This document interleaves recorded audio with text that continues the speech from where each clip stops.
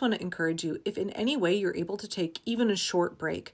I don't mean put your head in the sand. I don't mean tune out everything that's happening for forever going forward. I don't mean check out, because it's so important that we continue to bear witness. It's so important that we actively be involved in resistance. I'm sorry, that's just the reality of what Trump and the fascists have put us in, right? Like, that is the circumstances we've been plunked into. We don't get to rest right now.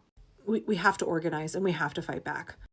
But I really want to encourage you to find a little chunk of time, even if it's just a couple of hours. You sit down and watch a movie with your partner, or if you go on a long walk, or if you can take a weekend away, or just take 24 hours and don't read the news. Definitely don't watch my content. Don't read the news.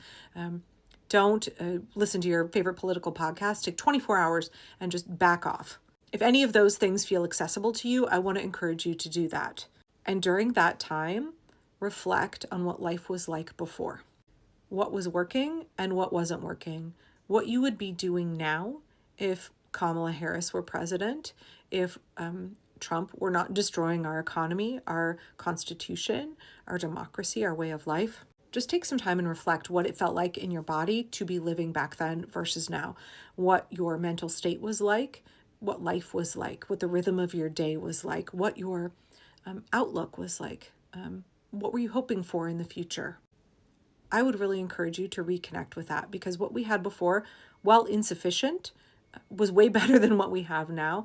And I think we should be confident in our ability to not only recapture what we had, but to build something better going forward.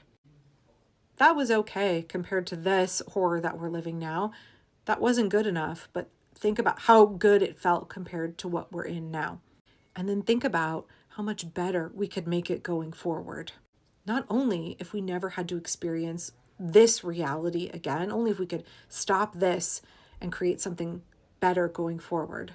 But what would that look like? What would it look like to have the life of 6 months ago, but then like better? What if we had universal health care? What if we didn't have for-profit health care denying us coverage and putting us in debt?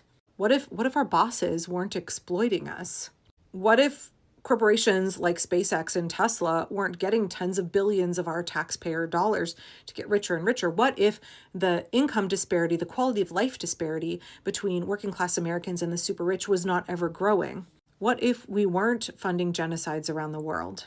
What if all of that money went to take care of our basic needs? What if we had a country where we prioritized earth care and people care, where we put the American people above corporate profit? What would that look like?